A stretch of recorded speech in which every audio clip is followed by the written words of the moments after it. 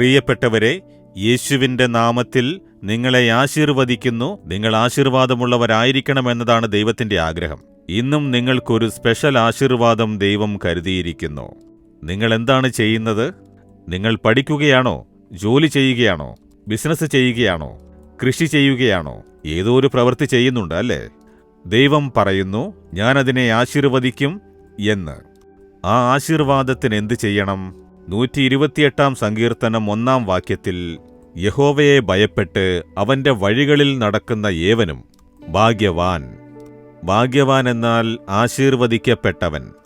അപ്പോൾ യഹോവയെ ഭയപ്പെട്ട് അവന്റെ വഴികളിൽ നടന്നാൽ നിങ്ങൾ ആശീർവദിക്കപ്പെടും. നിങ്ങൾ ചെയ്യുന്ന കാര്യം അനുഗ്രഹമുള്ളതാവും. ഇന്ന് നിങ്ങൾ ചെയ്യാൻ പോകുന്ന കാര്യത്തിൽ ആശീർവാദം കാണാൻ പോകുന്നു. നിങ്ങൾ ഭയപ്പെടുന്നത് പോലെയല്ല, ദൈവം അത് നന്മയായി മാറ്റിത്തരും. 2 കാര്യങ്ങളാണ് ഇവിടെ പറയുന്നത്. 1, യഹോവയെക്കുറിച്ചുള്ള ഭയം ഉള്ളിലുണ്ടാവണം. 2, യഹോവയുടെ വഴികളിൽ നടക്കണം. ഇന്ന് ജനങ്ങൾക്ക് യഹോവ ഭക്തിയുണ്ട്. വളരെ ഭക്തിയോടെ ദൈവത്തെ അന്വേഷിക്കുന്നു. കാലിൽ ചെരുപ്പില്ലാതെ 100-ലും-അധികം മൈലുകൾ നടക്കുന്നു. ആ ഭക്തിയെ കണ്ട് ഞാൻ അത്ഭുതപ്പെട്ടിട്ടുണ്ട്. രാവും പകലും നടക്കും. സ്വയം വേദനിപ്പിച്ചുകൊണ്ട് ദൈവത്തെ അന്വേഷിക്കുന്നു. അവർക്ക് ദൈവഭക്തിയുണ്ട്, ദൈവവിശ്വാസം. ക്രിസ്ത്യാനികളെ കണ്ടിട്ടില്ലേ? ചർച്ചിലേക്ക് പോകുന്നു, വളരെ ഭക്തിയായിരിക്കുന്നു. എല്ലാ മതങ്ങളിലും ഭക്തിയുണ്ട്, ദൈവത്തിന്റെ മേലുള്ള ഭക്തി. പക്ഷേ ദൈവം എന്താണ് പ്രതീക്ഷിക്കുന്നത്? വെറും ഭക്തി പോരാ, ദൈവഭക്തി ഉണ്ടായിരിക്കണം. ദൈവത്തെ പേടിക്കണമെന്ന് പറയാറില്ലേ? അതില്ല. ഇന്ന് മനുഷ്യർക്ക് വെറും ഭക്തി മാത്രമേയുള്ളൂ, ദൈവഭയം ഇല്ല. അതില്ലാത്തതുകൊണ്ട് എന്താണ് ഉണ്ടാവുന്നതെന്ന് വെച്ചാൽ, ഭക്തിയുണ്ടാകും, പക്ഷേ ചാരായം കുടിക്കും. ഭക്തിയുണ്ടാകും, കൈക്കൂലി വാങ്ങും. ഭക്തിയുണ്ടാകും, ജനങ്ങളെ കൊള്ളയടിക്കുന്നു. ഭക്തിയുണ്ടാകും, മായം ചേർത്ത് കച്ചവടം നടത്തുന്നു. ഭക്തിയുണ്ടാകും, ബിസിനസ്സിൽ പറ്റിക്കുന്നു. ഭക്തിയുണ്ടാകും, ജോലിയിൽ സത്യസന്ധതയില്ല. എല്ലാം കള്ളം, കബളിപ്പിക്കൽ, വഞ്ചന. പക്ഷേ ഭക്തിയുണ്ടാകും.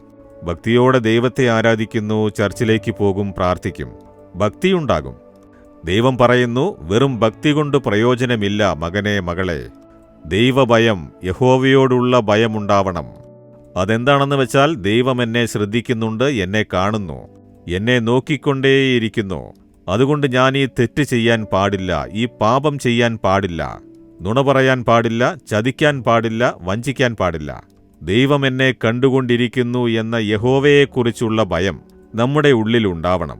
ഉണ്ടോ? ഇല്ല. അതില്ലാത്തതുകൊണ്ടല്ലേ സെൽഫോണിൽ കണ്ണിൽ കണ്ടതെല്ലാം സെർച്ച് ചെയ്ത് കാണുന്നത്? നാം ചെയ്യുന്നതെല്ലാം ശരിയായി തോന്നുന്നു, അതാരെങ്കിലും തടഞ്ഞാൽ കോപിക്കുന്നു.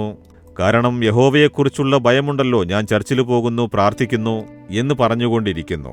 അതുപോരാ, ദൈവത്തെക്കുറിച്ചുള്ള ഭയം മനസ്സിലുണ്ടാവണം. അതുമാത്രമല്ല, അവരുടെ വഴികളിൽ നടക്കുകയും വേണം.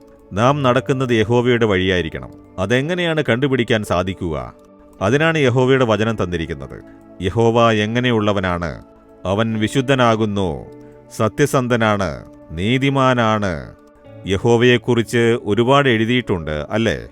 യഹോവ നീതിയോടെ പ്രവർത്തിക്കുന്നവനാണ്, ക്ഷമിക്കുന്നവനാണ്, മനസ്സലിവുള്ളവനാണ്, സ്നേഹവാനാണ്, താഴ്മയുള്ളവനാണ്, ശാന്തശീലനാണ്. യഹോവയെക്കുറിച്ച് ധാരാളം കാര്യങ്ങളുണ്ടല്ലോ. യഹോവ നടത്തുന്നത് പോലെ അവന്റെ വഴികളിൽ നടക്കണം. അതിന് നമ്മെ സമർപ്പിച്ചാൽ നാം ആശീർവദിക്കപ്പെട്ടവരായിരിക്കും. എന്നാൽ പറയൂ, ദൈവമേ, ഇന്നു മുതൽ ദൈവത്തെക്കുറിച്ചുള്ള ഭയം എന്റെ ഉള്ളിൽ എപ്പോഴും ഉണ്ടാവണം. അങ്ങയുടെ വഴികളിൽ ഞാൻ നടക്കണം. പേരിന് ക്രിസ്ത്യാനിയാവരുത്. ബൈബിള് വായിച്ചു, പ്രാർത്ഥിച്ചു എന്ന് തൃപ്തിപ്പെടരുത്. ഓരോ കാര്യത്തിലും ഞാൻ അങ്ങയുടെ വഴികളിൽ നടക്കണം. എന്നെ ഏൽപ്പിക്കുന്നു എന്ന് പറയാമോ? അപ്പോൾ നോക്കൂ, ഇന്ന് നിങ്ങളുടെ കാര്യത്തിൽ ഒരു അത്ഭുതം നടക്കും. ഇന്ന് നിങ്ങൾ ചെയ്യാൻ പോകുന്ന കാര്യം സാധിക്കും. ഇന്ന് നിങ്ങൾക്കൊരു വഴി തുറന്നു കിട്ടും. അത്ഭുതത്തെ കാണും. ഇനി ഹൃദയത്തിൽ കൈവച്ച് പറയൂ, ദൈവമേ, എനിക്ക് അങ്ങയെക്കുറിച്ചുള്ള ഭയമുണ്ടാവണം. ഞാൻ അങ്ങയുടെ വഴിയിൽ നടക്കണം. അതിനെന്നെ ഇതാ സമർപ്പിക്കുന്നു. യേശുവിന്റെ നാമത്തിൽ ആമേൻ, ആമേൻ.